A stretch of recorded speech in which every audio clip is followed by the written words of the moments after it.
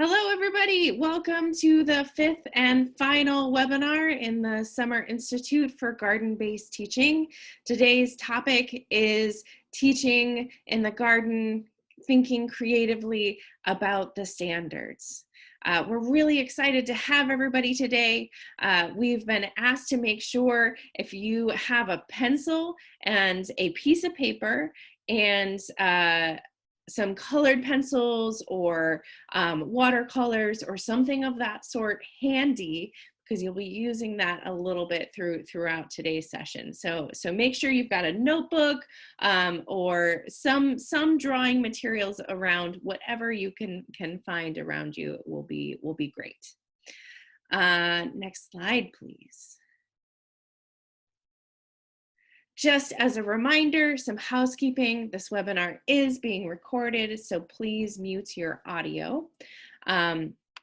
Make sure if you have questions that you use the chat box to throw those questions into, and then it will have a little bit of time for question and answer at the end. So we'll use some of those questions that come up in the chat box to answer the question and answer, but also we oftentimes throw answers right into the chat box too.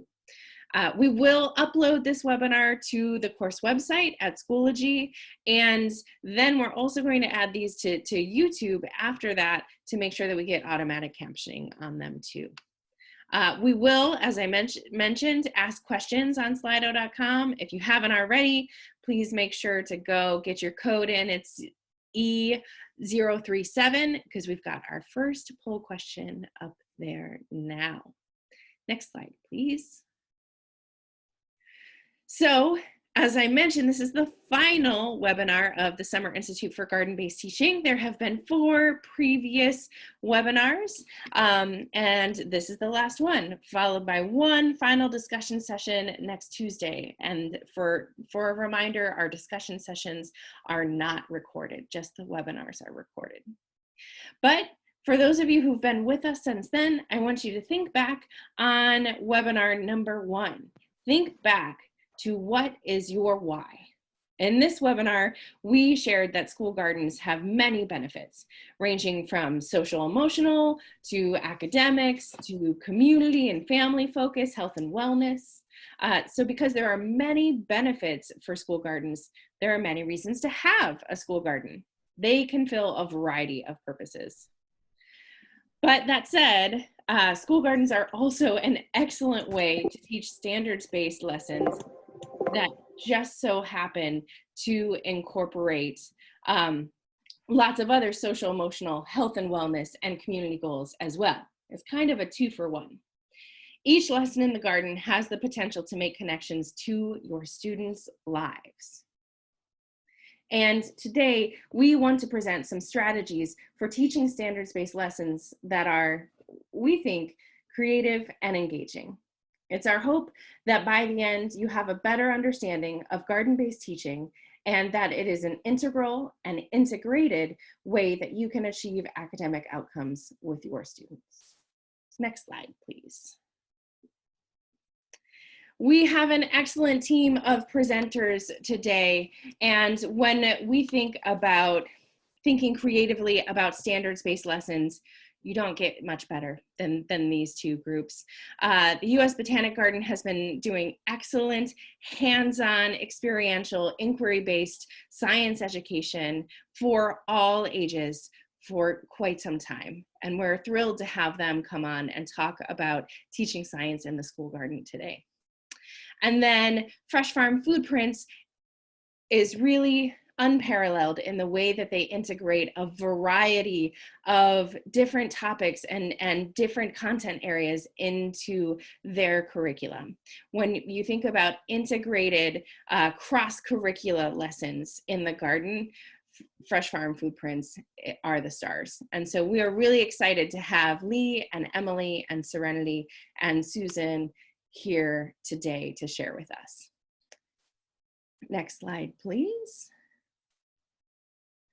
Just a little bit about our agenda for today. We are going to start talking about science in the garden and garden-based next-gen science standards lessons. And then we're going to dive into cross-curricular food prints and sample lessons there.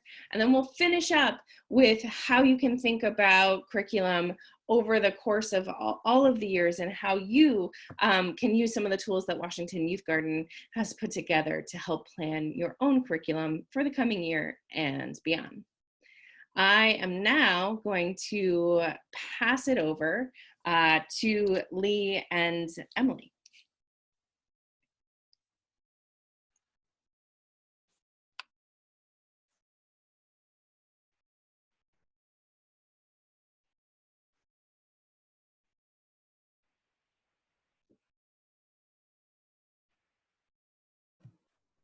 Lee, you're muted. Hey, good afternoon, everybody. My name is Lee Coykendall, and I am from the United States Botanic Garden. And with me, Emily, you want to introduce yourself? Hi, everyone. My name is Emily Hestness, and I'm an education specialist focused on urban agriculture at the U.S. Botanic Garden. Yes, so we are thrilled to be with you guys today. A big shout out to OSSI and to Washington Youth Garden. When I think of experts in the field and people to collaborate with, you've got an amazing team here. And we are honored to have been included in this training. So today we're going to look at the school garden as a cool tool for teaching science standards. Next slide, please. So the school garden, I like to think of the school garden as a living laboratory, not something extra you have to do, right? But simply a really fun tool to teach across curricula. And as Brianne said today, we're going to look at it with a focus of science. So a little bit about the U.S. Botanic Garden. We have a very cool history. We are 200 years old this year. And so we've been around for a little bit. And our mission is to connect people to the importance of plants. And my job at the garden as our senior education specialist is, I like to think of from birth through college, how can we connect people and excite people about the plant world? And so I'm always looking for hands-on ways to take the standards, right? Again, we have to teach certain things, but the garden is just a really cool way to do that. Next slide, please.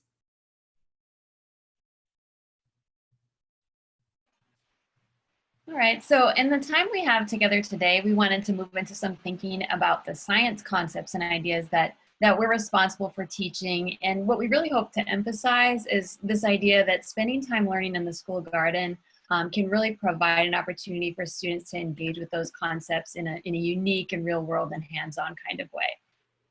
So on this slide, what you see is a word cloud that was generated by pulling out all the aspects of the next generation science standards that we saw as related to plant science in kindergarten to 5th grade. So you can see the range of science ideas that we think about teaching through plants in school gardens. You can see words like making an argument or creating models or thinking about energy, thinking about ecosystems, looking at structures of plants. So this can kind of start us thinking about what science teaching and learning possibilities might be out there in the school garden. Next slide, please. So just a few words about how the next generation science standards or NGSS are set up. And this might be a review for many of you who've been through professional development on NGSS, but we want to kind of provide this foundation for the activity that we're going to introduce. So imagine we're starting out with something like this. We want students to use observations to describe patterns of what plants and animals, including humans, need to survive.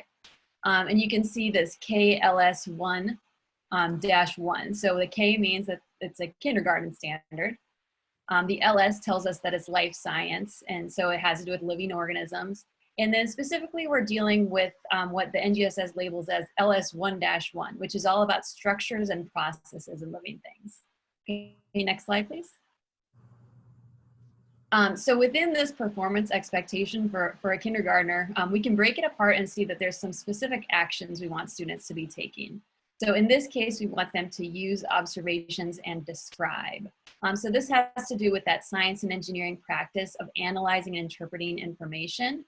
or data. So you can begin to imagine some of the ways that students might be able to use observations and describe those observations while they're out in the school garden. Next slide, please. So in the case of this standard, we want them to observe and describe patterns. So patterns, this is one example of what's known as a cross-cutting concept in the NGSS. So this is something that comes up in all areas of science, not just life science. And we want students to have a lot of experiences throughout their school career to think about some of these big concepts in science. So patterns is one of them. And here you can start to think about what kinds of patterns might be out there in the school garden for students to notice and think about. Next slide, please.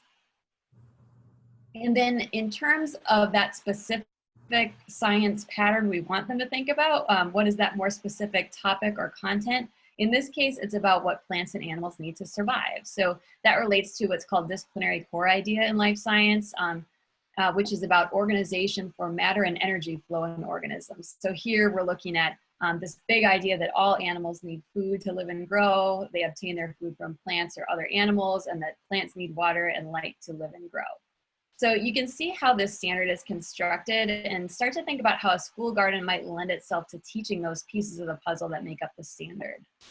So with that background, we're going to transition to playing with a few examples to get you thinking about some science ideas and how students can engage with them through the school garden. So I'll pass back over to that. Yeah, next slide, please. Yeah, so you guys have had weeks to think about the garden. What do you put in your garden? How do you manage students out in an outdoor space? And so today we're going to think about how do we put that lens of science? How do we view this, what could be just a school garden? How does it become a classroom?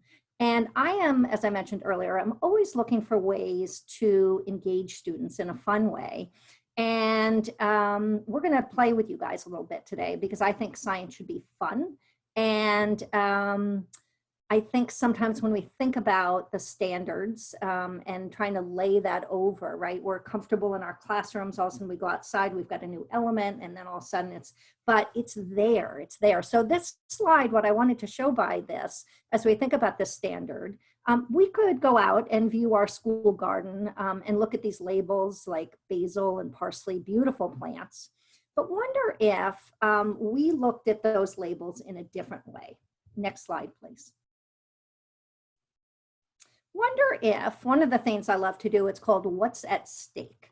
So I like to create these fun garden stakes that don't say lettuce or spinach or carrots, but might get at much of what, when we think about the performance expectations and what our students are going to be able to do after we teach them the content, is to give them each a stake and let them go find in the garden what might be represented by that. So it might be a question, it might be a really large scientific concept. So reproduction, wow, big word, right? But what fun to think about, well, what is reproduction? How does it happen in a plant? And where could I go and find it, right? So here I've put the sign over at my little fig tree here, thinking about the fruit, but that could have easily been over at the flower, right? And a lot of other places. And then great questions like, what is the job of my leaf? So you can imagine students not even out there with you during a class, but out for recess and wandering through the garden and seeing these questions and asking these questions. So this is a fun game. What's at stake? Next slide, please. Okay, so we had asked you all if you got a chance to look at your homework, and then Brianne, thank you for the reminder, is we're going to engage in a little fun hands-on. I think hands-on learning is a universal way. And just a little bit about how we use the Botanic Garden to teach. So we've been around a long time. We have indoor gardens and outdoor gardens. And we do a lot of hands-on plant science. So that is really the lens by which I look at our collection, And so in terms of the importance of plants, I love the question about how plants work and why they look the way they do. What's that morphology? And so last year, I think we engaged 20,000 students in hands-on lessons.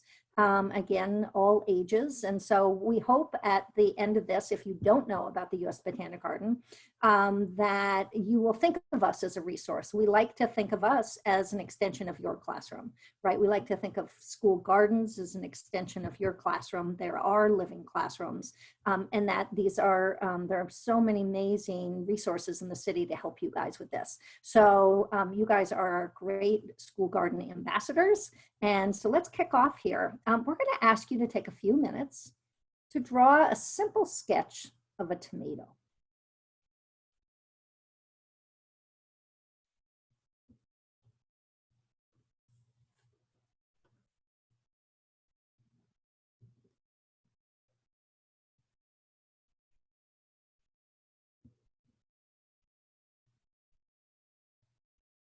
Imagine having your students in your classroom and asking them to draw a simple sketch of a tomato.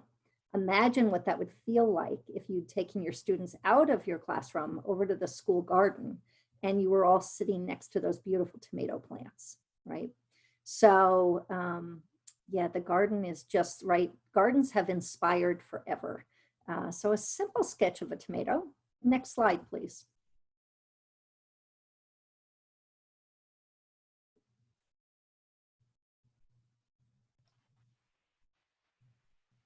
Okay, so once you have your tomato, take a moment to think about that tomato and where did it come from and how did it grow? So if you maybe just drew the fruit, you might want to think about some parts you would add to your drawing. So we'll take a minute to add.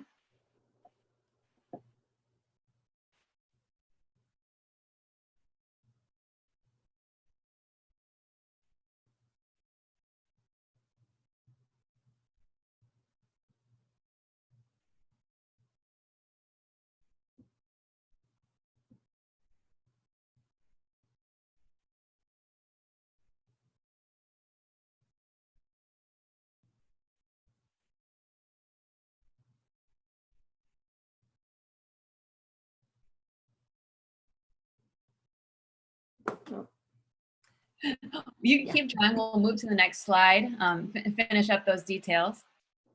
So now what we're going to try to do is try to start to think about this in terms of an NGSS standard. So here we wrote a question that's based on an NGSS life science standard. And as you can see, we're going back to that life science standard that's called LS1-1. But now instead of kindergarten, it starts with a 1 at the front of it. So now this is, we're thinking about a first grade student. So we want this first grade student to be thinking about the same idea of living things meeting their needs, but in a little more sophisticated way. So there's this idea underneath the design of the NGSS that's based on this idea of learning progression. So this idea that students are learning science over the course of K to 12, and they're coming to think about the same science ideas, but in more and more sophisticated ways each year as they learn. So we're thinking about how this tomato might use its external parts to help it survive, grow, and meet its needs. So you added some parts to your drawings, and just think about this question. What questions could you ask your tomato plant about those parts and how they help your plant meet its needs? So start out by just jotting down a few questions on your paper. What questions would you ask your plant? How do its parts help it survive, grow, and meet its needs? Do you have something specific you might ask it about a specific part and what it does? And this is a great way of making learning visible. So we've got our drawings, and we know that some students naturally gravitate to art, and some sort of start to really shut down. And what I really like about actually writing the questions and your thoughts on the paper is it then becomes more of a botanical exploration than who's a good artist, and it's really about getting into that scientific inquiry.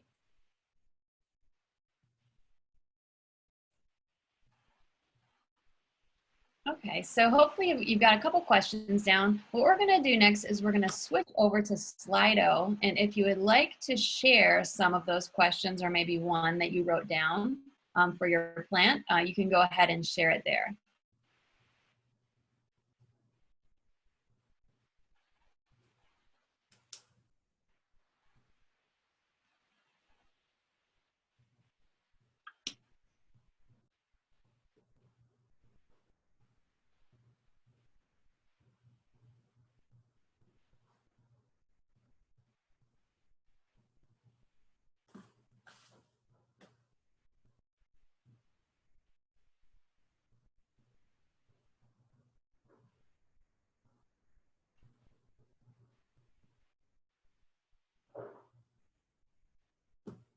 there's some great questions rolling in here.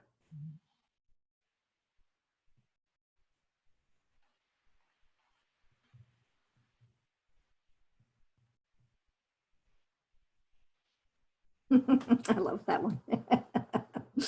They have already become very attached to your tomato and your tomato plants. I like that. Yeah, so I think this is a great time. I think we've got enough, some folks. And you know what I love about taking time to do art and the questioning is one, right, when we're asking questions, there really is no wrong answer, right? When we know the answer, that takes us so far, but when we don't know the answer, it takes us on a great journey. So yeah, please feel free to keep adding if you'd like to Slido, but yeah, Brianne, if you would share the screen, that would be great. So I love these questions. So do you like to be crowded with other tomatoes on a vine? How many tomatoes are on a plant? And how do your leaves help you? Why are you red? How do you thin the how do you thin the steam help your, oh, how do the thin stems help your plant? What do the stems do? Does the color red repel insects? These are awesome. What is the job of your red skin? How did you grow? What helped you grow? What are my needs? Did you ever stop growing so many leaves? And is the temperature comfortable enough for you tomato plants? Are you thirsty? So you get a sense quickly by just putting out, right, when we start to look at those early grades, that what was an object, right, is like you drew that thing, right? You're drawing it from your mind, or you're at the garden and you're drawing this tomato, and it could have just stayed that, right? And as Emily's showing, we start to think of it not as an alone thing, but that this tomato belongs to a plant, and this plant belongs to an environment, right? So that there's this part of this ecosystem and that things are working together. Emily, I think we'll explore a couple of these questions. Do you think? Sure. Excellent. So I would think, yeah, I love this question. Does the color red repel insects? Right? So we often think, right, plants don't do anything just because, right? There's always something going on. And so we go back and then we think about putting a name to an object, right? It's fun to think an object without naming it, but all of a sudden if we put tomato to the name and we start to think about why is a tomato when it's ripe, perhaps red, right? What does color do? And what is the job of the tomato? And what is a tomato? Right? So we've got that fruit, right? And a plant, right, is thinking all about something that we're going to touch on in just a second. But what is that job of the tomato? And why might it be red?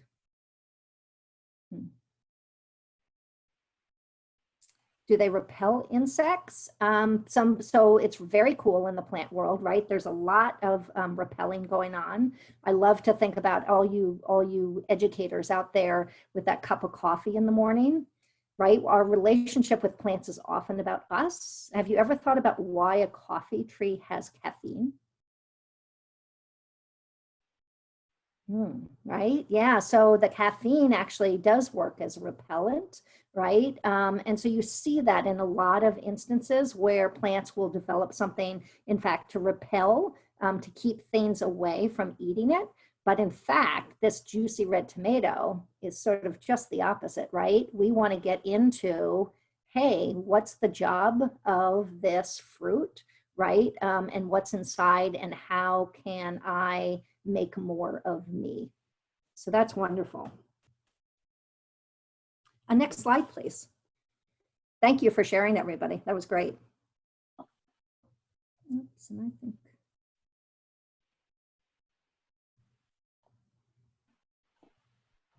So now we're still in that first grade realm, but right, we just had you guys think about how do those external parts help that plant do what it needs to do to grow and to thrive.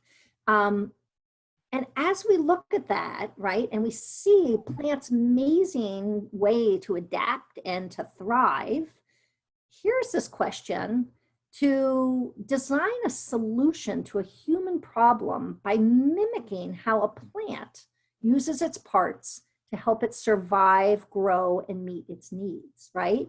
So how can we look to the plant world and learn and be inspired, right? It happens all the time. There are two wonderful examples here. Does anybody recognize the picture on the left? And I will open my chat room here. That's very funny. Sam thought a coffee plant had caffeine, so humans plant millions of coffee trees. I can tell you this, which is a cool thing. Coffee trees produce less than a pound of beans a year. Give that some thought. So yeah, that image on the side, anybody know that? That is a very cool example. It is called cocklebur. Yeah, burr sticks to things to travel. It's like Velcro. Not only is it like Velcro, in the 1950s, a gentleman was walking his dog and his dog got covered with these things. It took him days to peel them off. So here we get into this, right? We think about these scientific skills we're producing in our kids, is that slow looking, right? When you start to look at something that's stuck to your sock, he started to notice the design of that seed pod, and that was the inspiration for developing Velcro. How about the second one? Anybody been to Kenilworth Aquatic Gardens? What's going on over here with the picture on the right? What might that have inspired, right? And why is that plant doing that? So how does it first function for the plant? Ha, a raincoat. Yeah, dead on. You guys are awesome. Yeah, so right, look at that. The way that the water sits there and repels it was totally inspiration for the design of fabrics to repel rain. Yeah, so what are we doing here? Emily mentioned that the way these NGSS standards are set up, which is one of the things I really love about them, is this learning progression. So, right, what are we all doing? We're teaching and raising global citizens. Next slide, please. So how do we take something that's right about me, about that plant? It might inspire this, this idea for me to become that, engineer and think about what would I design by looking at that plant. But these aren't in isolation. These are real world situations that have application. This picture is a picture in Bangladesh. And so rising waters, right? So now we're getting into big topics like climate change, and people are losing their farmland. So this is a brilliant example where humans looked to the plant world and learned from it, and then were able to mimic it in some way and benefit. So losing farmland. Well, as the waters are rising, more waters around, there's this plant, the water hyacinth, which if you've been to Kenilworth Aquatic Garden, you'd see some over there as well, but it is an invasive plant. But it sits there out in the water, right? It's got such great strategies for survival. It's hanging out there, its leaves are out there to photosynthesize, and it's clogging up the rivers. And all these people are losing their farmland. So what do? They pull up the water hyacinth, and they make these floating agricultural mats that are about 6 feet in depth. And then they, on land, they're taking their little seedlings, they're wrapping them in soil, and then they're planting them in these mats. And they are growing the most beautiful, beautiful vegetables. And so, right, they've taken out an invasive, they've solved a problem. As the water hyacinths break down, it becomes awesome compost for the plants that are growing. And, right, a lot of the food in that area is transported by boat. So it's just brilliant. Next slide, please. All right, so from here, we're gonna take a look back at your drawing. So get your drawing back out, and we're gonna keep thinking about the science idea, but now we're gonna move to a 4th grade level. So here's that standard again, that's thinking about external structures, constructing an argument that plants have these structures that support survival, growth, behavior, and reproduction. So before when we were in the first grade, we were thinking about external only. Now we've added in this idea of internal and external. And then if you went to the standard on the NGSS website, it would tell you that we're going to stick with macroscopic. So we're not yet going to talk about what kinds of things are happening internally in the plant cells. But we are going to start to think about what's inside the plant. And then before we were just thinking about survival and growth, and now we're also thinking about how that plant reproduces. So we might start to think about that tomato flower and its parts, and you might also start to think about what we might see inside if we're looking at something like a cross-section of that tomato fruit. So go ahead and take a minute, see if there are things that you now want to add to your drawing when we're thinking about both internal and external, and then how they might support survival, growth, and reproduction, and make new little tomato plants. So add some things to your drawing. We'll take a few minutes to do that.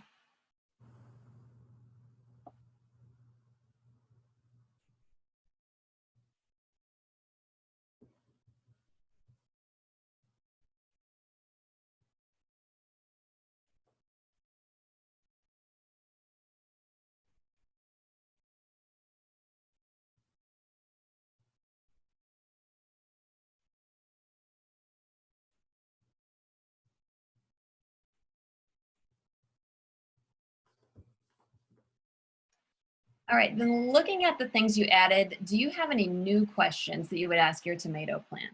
So go ahead and jot those questions on your drawing. This time we're not going to do the Slido, but we'd like you to think about if it raises any new questions for you about these plant parts that you added. And if you like, you can share a question in the chat. And so really our purpose here was to model this way of teaching and learning science using a plant that you could find in your school garden. And we chose tomato, but you could really choose any plant as a way to help students learn and engage with the school garden through this life science lens. Yeah, and the reason we picked tomato is because we understand that tomato's gotten a pretty bad rap over the last couple of weeks about not planting tomatoes in your school garden. So we wanted to bring that tomato back up to the surface. It belongs to this amazing family, right? The Solanaceae family, the nightshade family. I love those questions about why can you eat part of the plant, but another part of it could make you quite ill. So the Solanaceae family. So yeah, we have some great questions here. Why are your flowers yellow? Who likes to visit your flowers? Yeah, it really gets into that question of pollination, right? And so you imagine your students out there being able to see, does anything visit that flower? Would it be, right, if you think about investigations, if that tomato plant was inside, let's say a greenhouse versus outside, would there be any challenges, right? And you can start to think about pollination. Yeah, so, the hairs on the stems. Yep. Emily was wondering if people would tune into those. Those are great.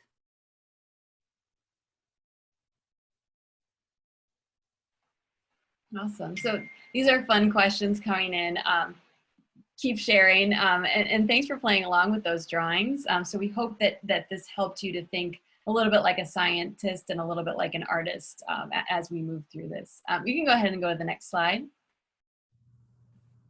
So as we start to wrap up here, right, we are now in the 5th grade, right? And now we're looking at models, right? So models are an amazing way to take sometimes very complex concepts and better understand how something works, and also then have something through which you can describe, right? That's the best, right? I understand it, I can make it, I can figure out how it works, and I can communicate science, right? Our science is as good as we can communicate it, and models are just a great way for that.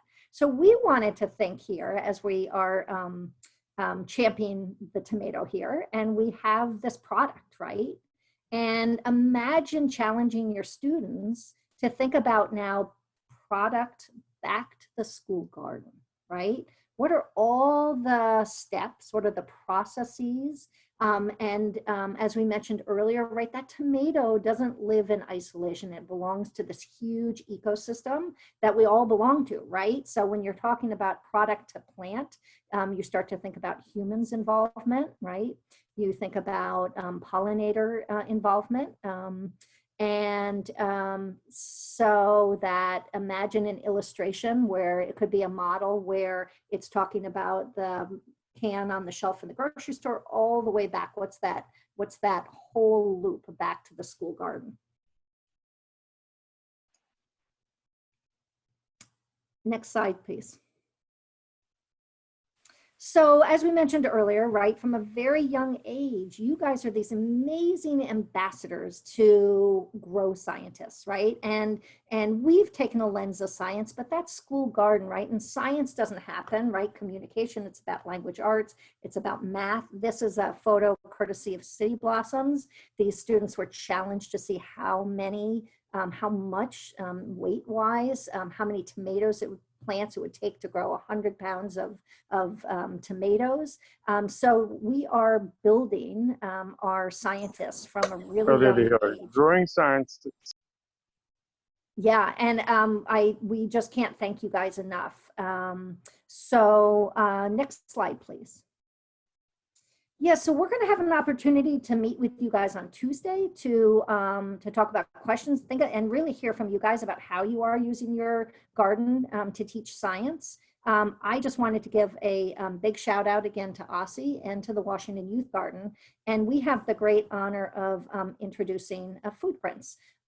So when I think of excellence in the field of how to use school gardens, I think of many organizations, and one of those is FoodPrints, and it's an honor to get to present with them today. We have a nice relationship with them at the garden. They use the school gardens beautifully, and then they think about how to also get their students to the Botanic Garden to look at other gardens. So we thank you guys. We just wanted to say thank you for being teachers. You guys are really the ones that are making it happen, and this year is a tough year, and so even more important. And if there's any way that we can help you at the U.S. Botanic Garden, we hope that you think of us as an extension of your classroom. Thank you.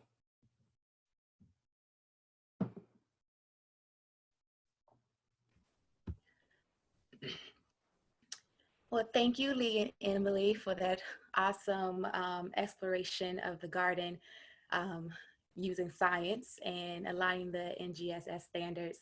We also enjoy working with you guys, and we have learned so much in using the different tools and the kits that you provide at the Botanic Gardens. My name is Serenity Rain. I am a lead teacher for FoodPrints, and I'm also the farm share manager. And I have with me one of my colleagues, Susan. Hi, my name is Susan Bandler, and I'm now working on curriculum with FoodPrints, and was a teacher with DC Public Schools for many years, and had the opportunity to be in a FoodPrints school, so was able to kind of see the program firsthand and enjoy it in my classroom. Okay, next slide. So we have been providing food and garden-based education for over 10 years, reaching approximately 6,000 students across DC. Currently, we partner with 15 different DCPS schools and provide monthly lessons to elementary and middle school students, grades pre-K through 8th grade. Our curriculum has 4 major components that you can see here. We have Grow, which is gardening, Cook and Eat, which is nutrition, and Learn. We have been working vigorously on streamlining and updating our curriculum. So that's coming soon. If you visit our website, which you'll see at the end, you'll see examples of our curriculum that we've been working on. And we're looking to expand the reach of our curriculum and our partnerships beyond just our 15 partnerships that we currently have, and to expand beyond just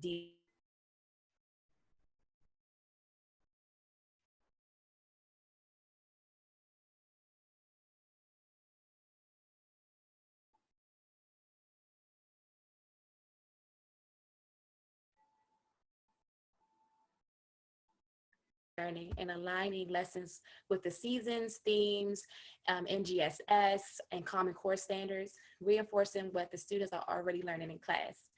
We want to work with our classroom teachers to help students make the connections of math, science, literacy, social studies, utilizing gardening and cooking. Our most important goal is to provide a safe and welcoming learning space for all of our children. Social emotional learning, varied learning styles, and accessibility are key to how our learning spaces, our garden, and our kitchen classrooms are structured and how lessons are carried out. Next slide. So here we want to give you some idea of what a FoodPrints lesson might look like. Again, like most lessons in most schools, it looks different in different schools with different teachers and how much time the school has to dedicate.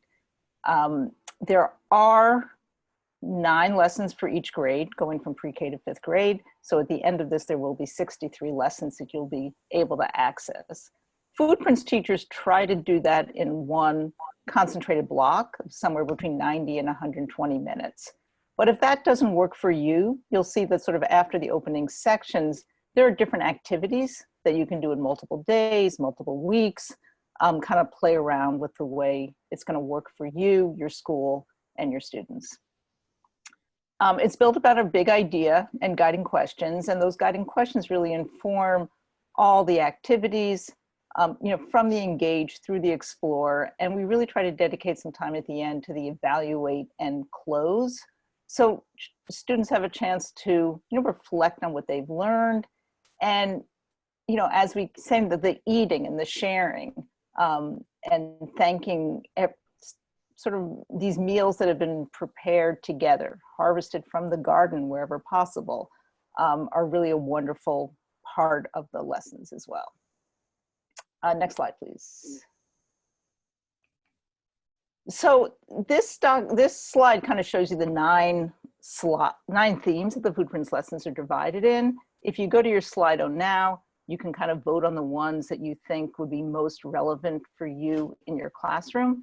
But I want to just take a moment to, just kind of explain it a little bit. There's the seasonality piece that we really try to have our recipes with foods that are seasonally available, and as well as the content of the lessons. So one thing we realized in playing around over the past year is that we had pollination lessons scheduled at a time when there was nothing to see.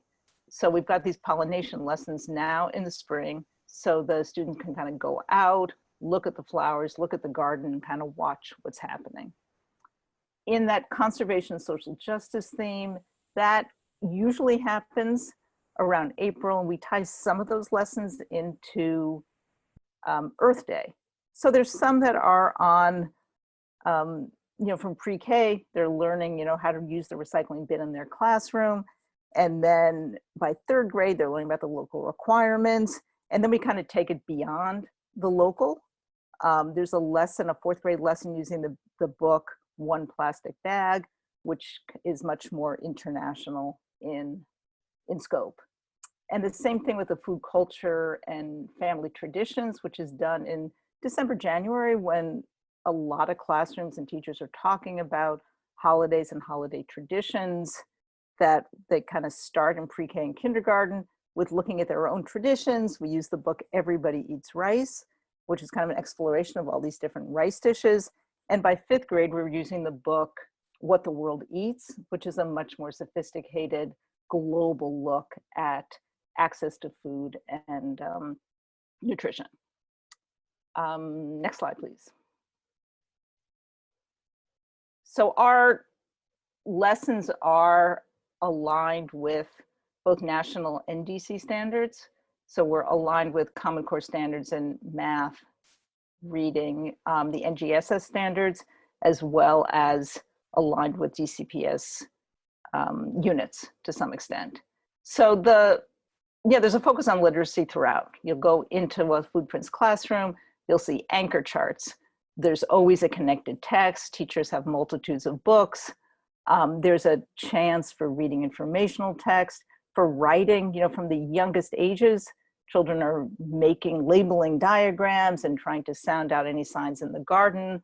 So there's that speaking and listening throughout, again, because it's curiosity, asking questions, and looking for answers. Next slide, please. And again, with the math, this slide just kind of shows how it's scaffolded throughout the grades. So in kindergarten, you're just sorting and counting and classifying. In second, third, fourth, fifth, there's chances for measuring in the kitchen, in the garden, scaling recipes. And just kind of add here, and we're going to go through some lessons later, that these are aligned to certain standards for each grade, but they're very adaptable on a standard or something that is applying to your classroom. Next slide. So Lee and Emily did a wonderful job talking about how to incorporate the NGSS standards into in teaching garden-based science and learning. So I won't spend too much time here, but like I mentioned before, we have a cross-curricular curriculum that includes science, social studies, math, literacy, and as we know, the garden is full of science and exploration, so like a perfect place to teach science. You know, young scientists observe the garden, ecosystems, and the importance of the balance between of bugs, of plants, of other wildlife to maintain homeostasis.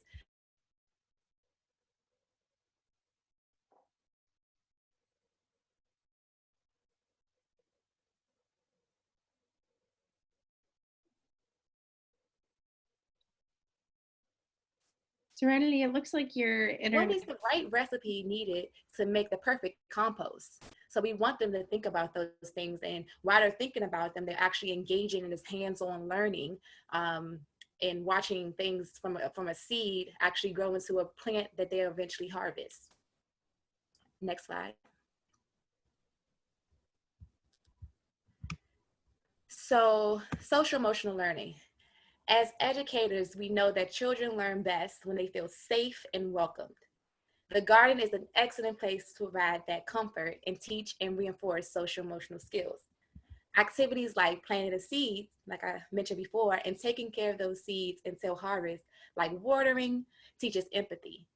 My students develop relationships with their seeds and get excited when they see their seed grow into a plant, and they take very special care of that, what they have grown, so much so that they don't even want to harvest or eat the fruits of their labor, which I think is so cute. Teamwork and community is built through raking leaves, tilling soil, and pulling weeds. Students feel responsible for doing their part through to maintain the school garden.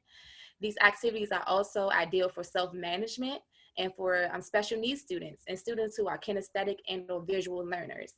My favorite class is a group of students who range on the autism spectrum. I love going to the garden with them because though they can't verbalize what they are feeling or experiencing, you can see their excitement and engagement when they touch the soil, they dig a hole, place a seed or a seedling in the hole, and then cover it up. That's where the magic happens. Next slide. So now we're going to go through some of our lessons. We chose one lesson from each grade. Each grade has 9 lessons. So we're just going to go through one lesson from each grade. So the first one, pre-K, goodbye winter, hello spring. Even though there's no NGSS standard for pre-K, for science, this is inquiry and observation, the beginning of the inquiry minds and thinking about how things work and how a seed grows into a plant, and how the different thinking about seasonality and why we plant certain plants in certain seeds in certain seasons and why it does well in the spring or versus the fall. We have math from sorting, literacy by reading books. Like Susan said, all of our lessons are connected to books. This book connected to this one is Sophie Squash. And then we take it to a next level by incorporating the social emotional learning through dramatic play. And so we have the students, they can act out Sophie Squash, and then we have them taking care of a baby butternut squash. I don't know if you can see in the picture, the top picture where they have the butternut squash in a blanket. So taking care of a baby butternut squash through dramatic play teaches social awareness and empathy. You can have an assortment of different winter squashes available and have the students draw faces on the squash if you want to, dress them up, wrap them in blankets, and use boxes or bins as cradles. During this time, for some reason, the students, they love to take care of things, like smaller things that are smaller than them, because they think they're like, I'm a big kid, I want to take care of something smaller than me. So this teaches them to start making those connections. Oh, in order for my plant to do well, I have to take care of it. Next slide. So then in kindergarten, we talk about life cycles, and the NGS standard is to use observations to describe patterns of what plants and animals, including humans, need to survive. We have the common core of participating in collaborative conversations with diverse partners about kindergarten topics, and to ask and answer questions in order to seek help, get information, or clarify something. This actually also aligns with the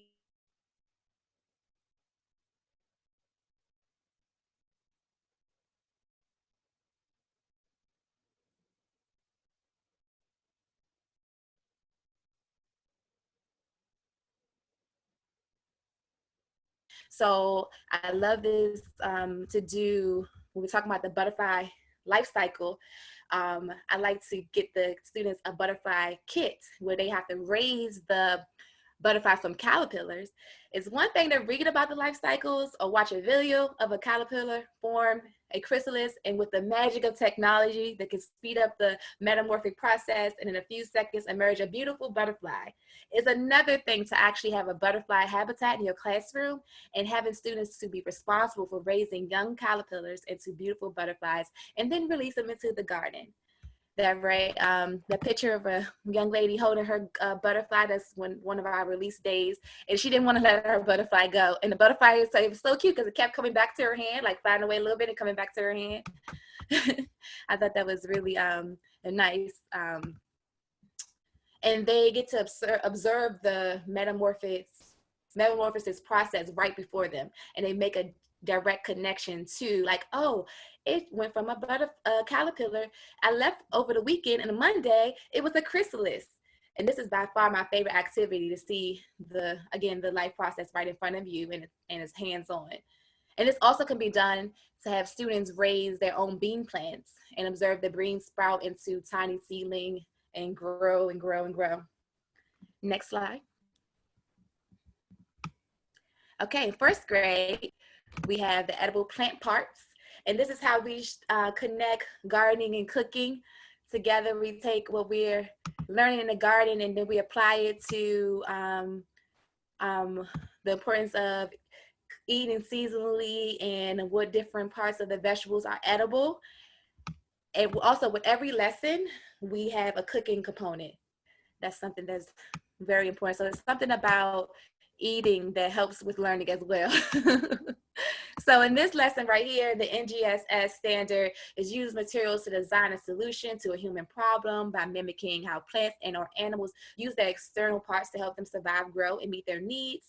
And then some common core standards is ask and answer questions about what a speaker says in order to gather information. And this is a way to make learning fun. So what I do with my students to make learning fun, you got to have a game and then add some competition. There's something about competition that gets them riled up and they're ready to go. So what I do is that I teach this lesson, but to test their skills and see if they're understanding the information, I have them divided into teams. And then I have, if you see in the picture, I put a piece of paper out, a big sheet of paper out, and divide them into the different categories of plant parts. And then I have a bag of all the vegetables in the bag. And each team takes turns dividing all the vegetables. And the other teams, while one team is going, the other teams have to have their head down and close their eyes so they're not cheating. And then the winner is the team who not only matches put the most in the right category, but also who has the fastest time. And then there's the kicker too. The winning team gets to pass out all the materials and serve the food to their classmates. classmates, which is a great way to really utilize reverse psychology, which is something all teachers that have in their toolbox. I don't know what it is about that they thought that we need their help, and they think they're winning something, so they are even more excited about helping out. So I like to do that too. Next slide. Okay, so in second grade, we have activism and food justice, which is also aligned with the DCPS curriculum. And we have some Common Core ELA, ask and answer questions such as who, what, where, when, and why, and how, and recall information from experiences and gather more information.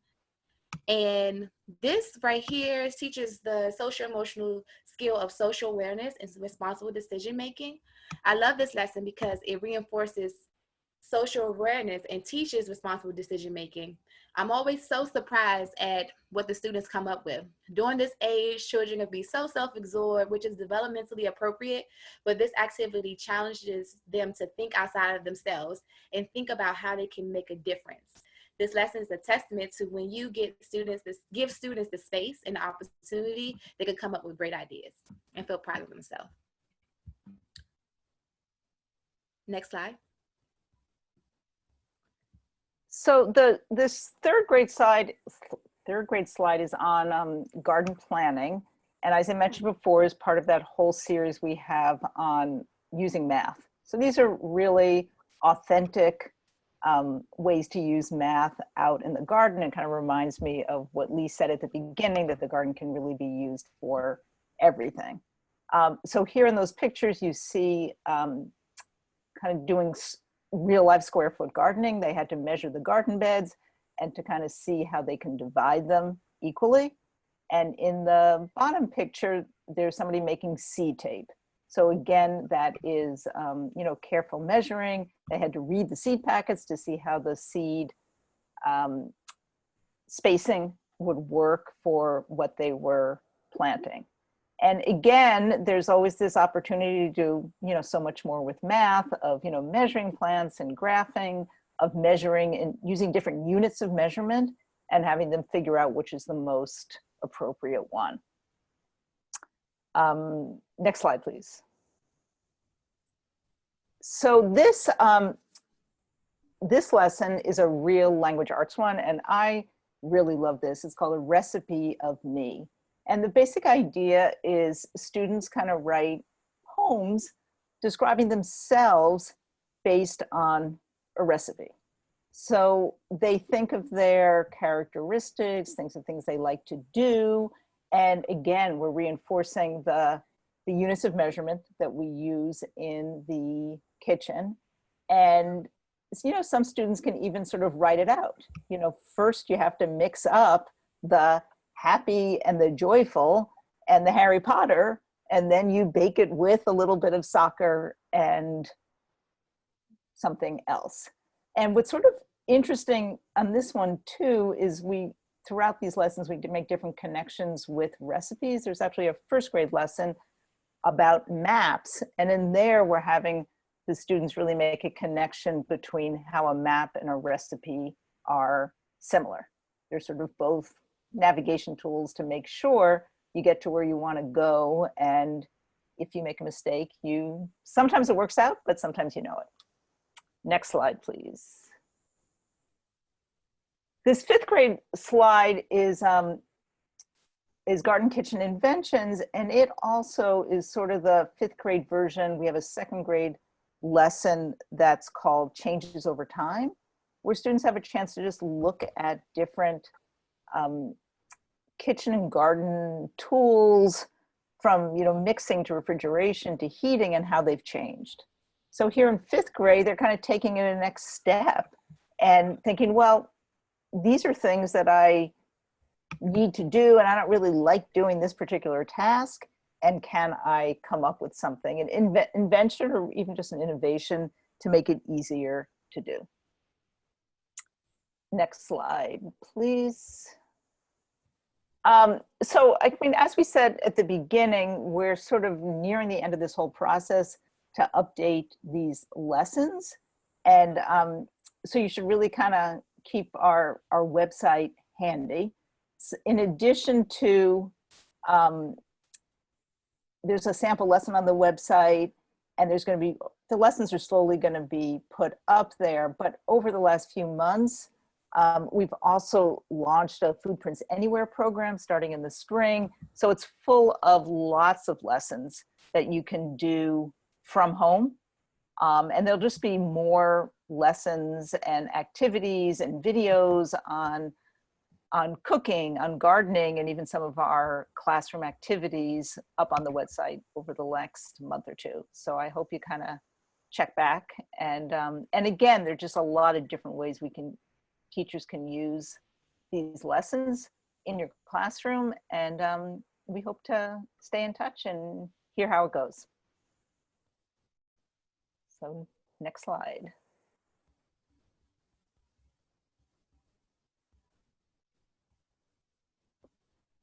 Okay, back over to me. I wanted to share the initial poll that you all answered when you came on board, or when you came in. So let me just click share that screen. So I thought this was interesting. If you haven't already filled out the poll, feel free to. What do you like to teach in the school garden? Science, 89% like to teach science in the school garden. Yeah, that makes a lot of sense, right? There's a lot of great stuff to teach. And 72% like to teach social and emotional skills, and 61 math or health, and writing, literacy, math, 50%, and social studies, 28%. Okay, it's awesome. There's so many great things to teach science in the school garden. But it doesn't stop there, right? That can just be part of your school garden journey. And so thank you for those of you who've been filling in cents. Feel free to keep adding in as we keep going. I'm just going to stop sharing, and Laura, will you switch to the next slide?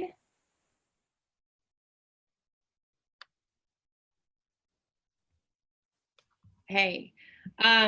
Washington Youth Garden has been thinking about our school garden curriculum for quite some time.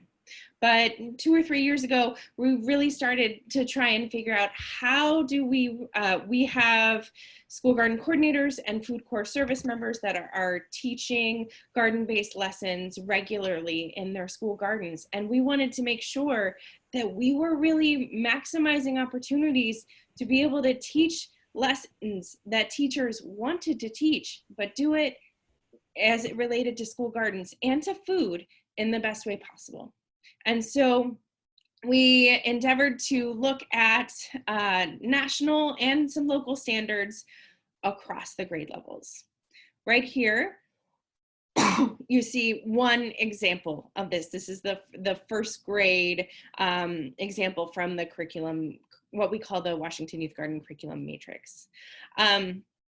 And it's sort of how we think about designing our activities and our themes here at Washington Youth Garden. So on the bottom, let's start with the bottom, there are what we call process areas, things that aren't necessarily the focus of what we're teaching, but are elements that we try to include in our teaching because that's what they're doing at those grade levels. And so we're going to incorporate that anyway. And then on the top, we have the main content areas, the actual topics or things that we would want to teach. Now, depending on which district you're in, some of these, like the social studies or the health standards, might be a little bit different. But the national standards for the Next Gen Science Standards and Common Core, those are all the same. And you can see right here in first grade, there's so much great content that ties into the school garden. Plants and animals have different parts that serve different functions, you know, but also categorizing foods by food source and food group. And then characteristics of Mayan and Aztec and Incan civilizations. You know, this can be a really great way to introduce the Three Sisters Garden that we were talking about in the gardening skills session. You can really make that tangible in the school garden. So there's a lot of great things in existing standards already. This is one example. This is the first grade, but we have this broken down for kindergarten, first grade, second, K through 5.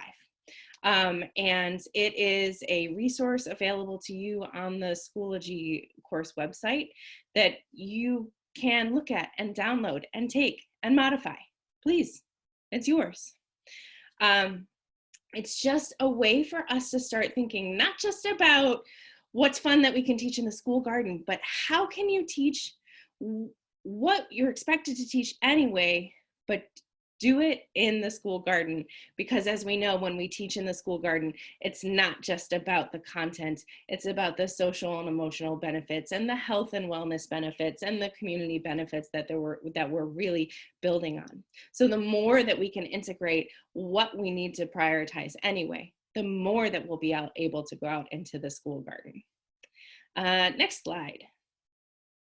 This will probably be less relevant to all of you, but I wanted to give you sort of a sense of, as we started thinking about our curriculum, not just for one grade, but across grades, we had to prioritize how are we actually going to develop these curricula? How are we going to prioritize our efforts? Because as you know, it takes a long time to build curriculum.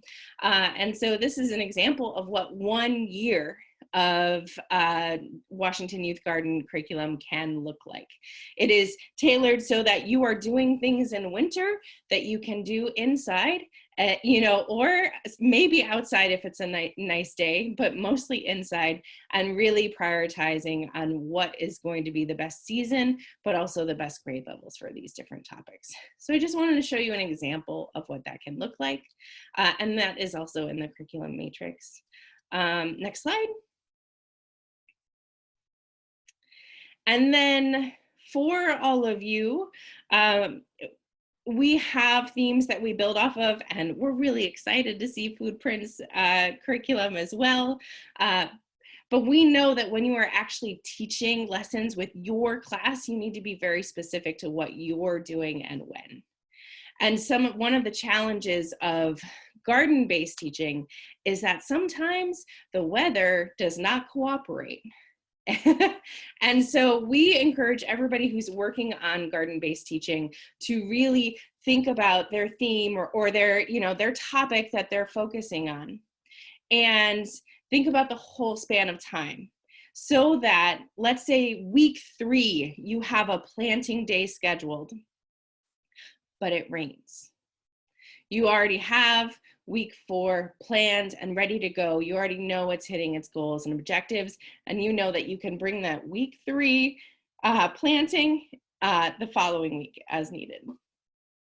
This is what we call our long-term curriculum planner.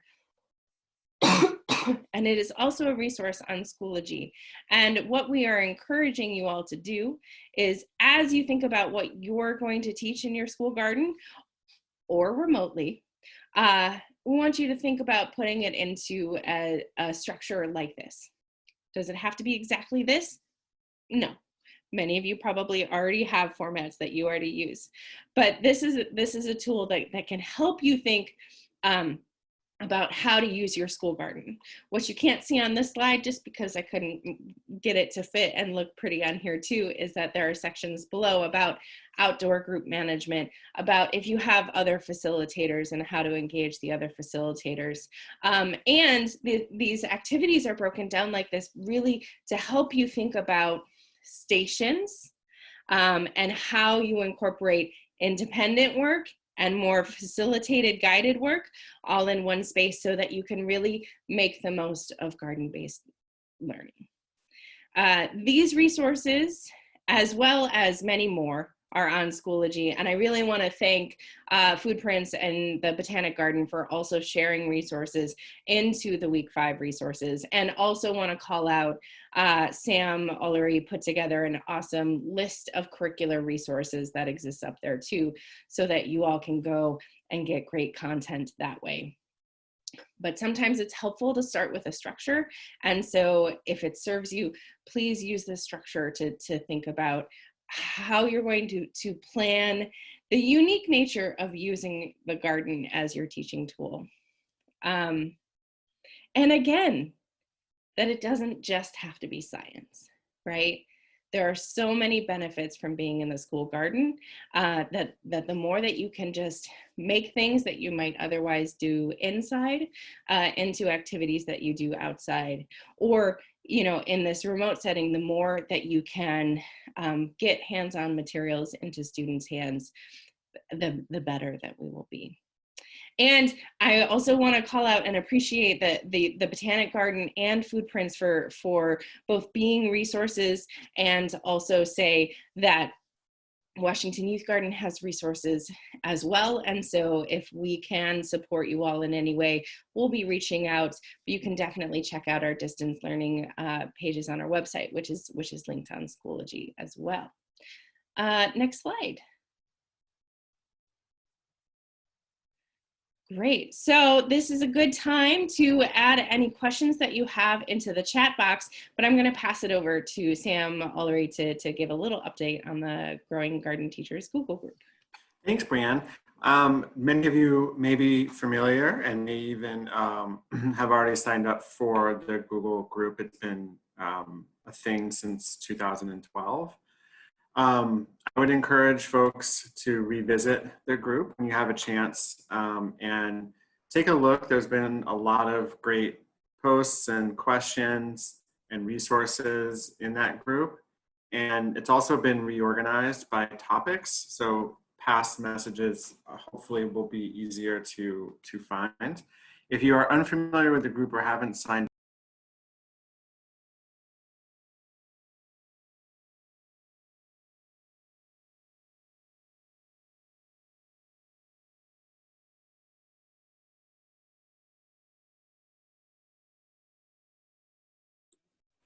Sam, I think you've muted yourself. Did I mute myself the whole time? Just at the moment you said, if you are unfamiliar with the group. Oh, so the whole time. Okay. Sorry about that. I was just inviting people to become familiar with the Growing Garden Teachers Google group if you are unfamiliar, by visiting the group and sign up to receive messages if you'd like to, either once a day or once a week, or if you want every message that comes through. There's about 400 people currently in the group, and they're all talking about garden curriculum, garden lessons, garden design, everything school garden related. And just would love to have that conversation or questions answered that folks have. So please check it out.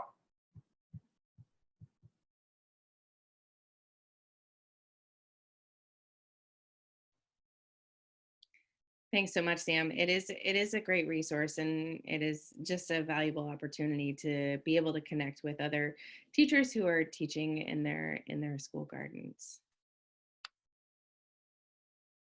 Well, while we still wait for some more questions to come up, definitely throw them in the chat box.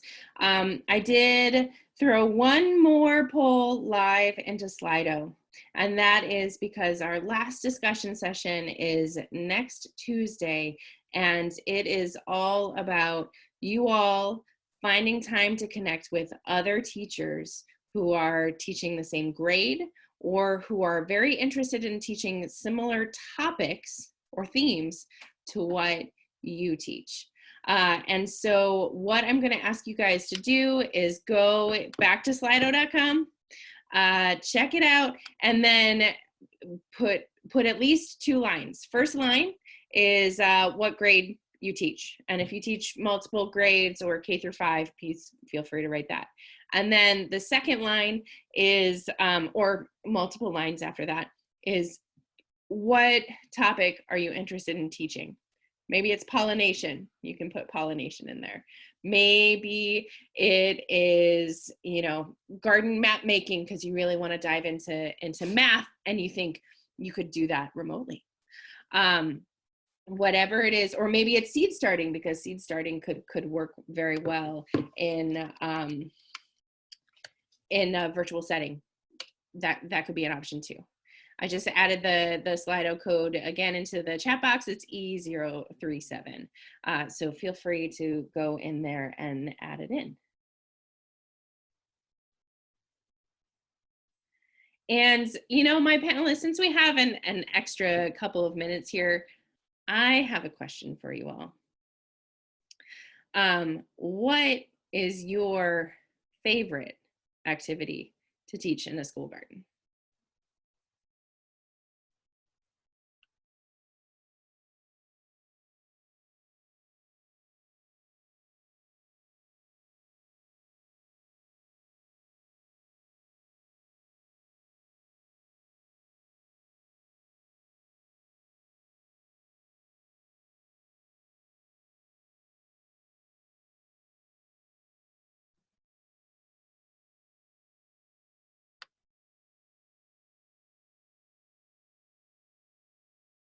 Sam, do you mind if I put you on the spot? What's your favorite activity to teach in the school garden?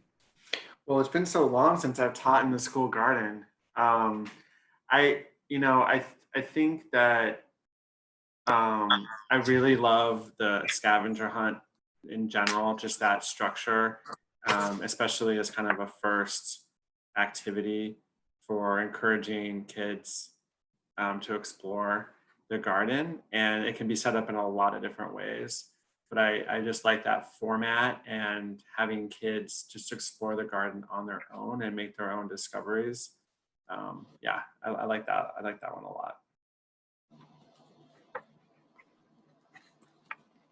Nice. I am similar to you, Sam. I really like to figure out ways to encourage the students themselves to be able to go find things. And that's actually why I included in the last webinar, the sign making activity where kids go find the signs that have the plants on them, because then they don't have to be the expert.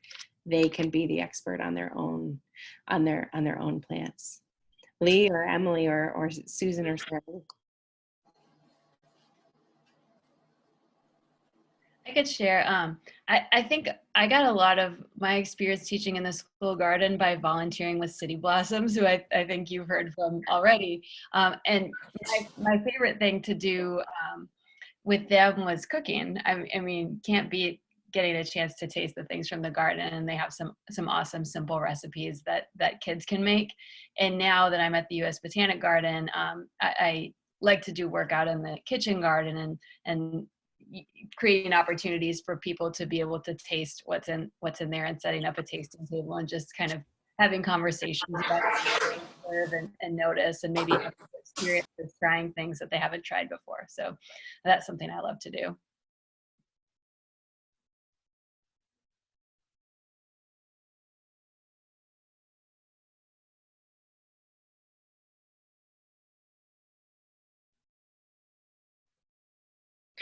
I want to call out some of the great activities that people have just thrown into the chat box based on this question. A great DIY mini compost building and observation last fall.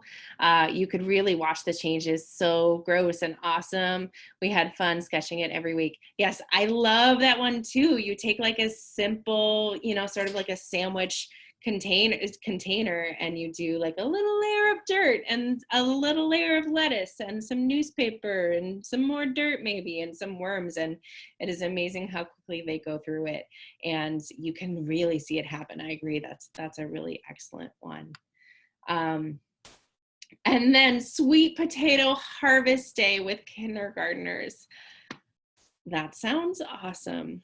There is something truly magical about digging up root vegetables. Allie, do you want to share about making wildflower seed compost balls? Sure. Yeah, so it got nice and messy, but that's the best times. And basically we had some clay, which I got, but if you have really clayey soil, you could just dig up some soil in your garden and made it flat like a pancake and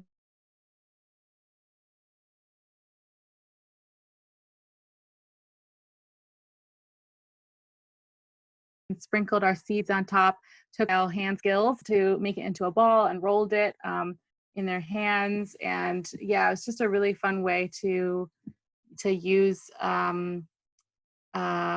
their hands and just get dirty, but also make something that they can then plant. And it's like a really big, it's a pretty big seed then that they can then scatter or plant for a pollinator garden.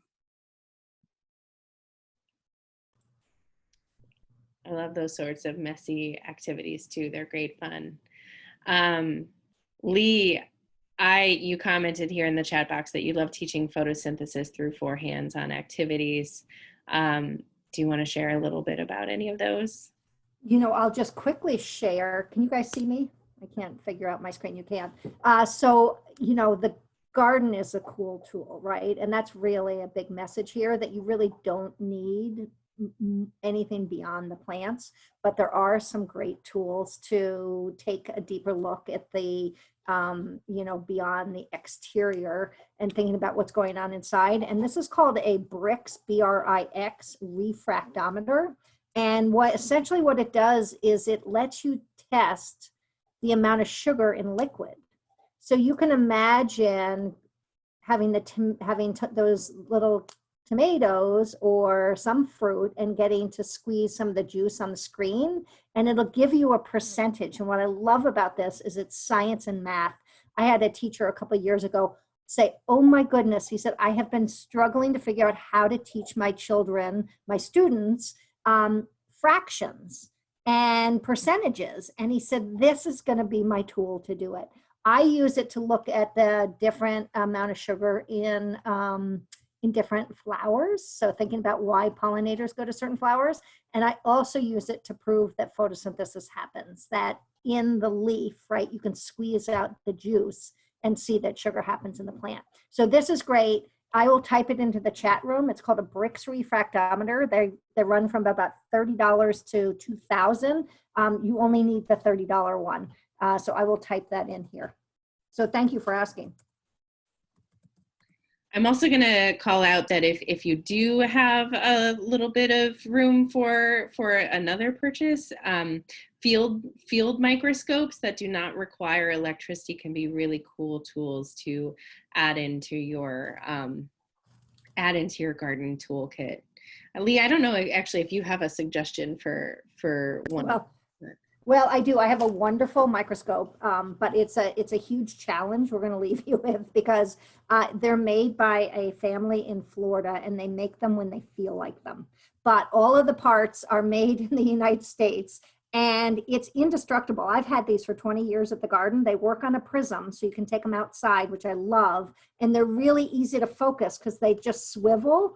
And it's really easy to put things on the shelf here. And the simple magnification that comes with it actually lets you look at the stomata on the inside of the leaves. So it lets you look at that macro, and then it lets you go into the micro. So I like this because it's pretty indestructible. So when you find one, you just feel really lucky. But you can sometimes find them on eBay and stuff. But it's called a BROCK, B-R-O-C-K microscope. But there's so many great ones out there. And they're great ones where you can actually take pictures and then send it back to the classroom, right? So you might be working outside, but there's great ways of taking pictures of things you're doing and, send them to the students. And so as we're thinking about in the time of COVID, right? And maybe we have access to our school gardens, but our students don't. So thinking about how we can bring a lot of that and still be those awesome garden ambassadors, especially in the time of COVID.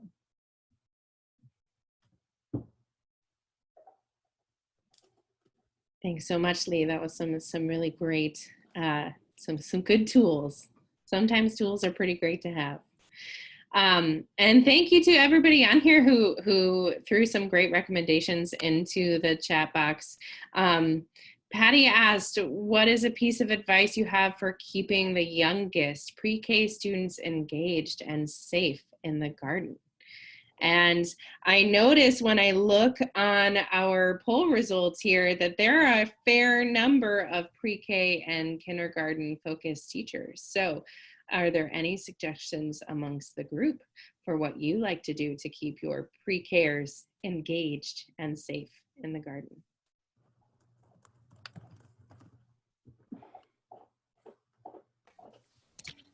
Hey, Brianne, can I answer that question? Yes, please do.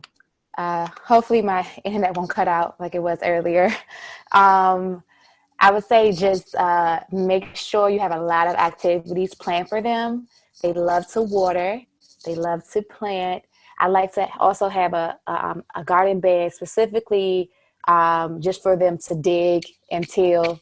You don't have to have nothing in there. Just like they love just to use the tools. So there's a place in the garden where they can just use the tools, and they just love to water too. So just having watering cans, and we have these cute watering cans like they're dinosaurs and elephants. So that they get excited about that too. But just anything just to you just keep them busy and keep their hands occupied. I'd also just add that it's just really important to give them time, like unstructured time, just to explore and kind of notice things and, just from a young age, just get a comfort and, as they kind of look at bugs and sort of develop a love of being outside and being in the garden. That is great, Susan. And some of the schools that we've worked at have done like multi-grade level activities like that. So maybe they have the pre-K class has a 6th grade or 5th grade mentor, and it can be a great activity actually to encourage those pairs or the students to come out together into the garden, to sort of include it that way. And I think particularly as we're thinking about what we're doing right now, thinking about families, a lot of our families have students that are multiple ages. And so it can be really great to reinforce those multi-age interactions through the school garden.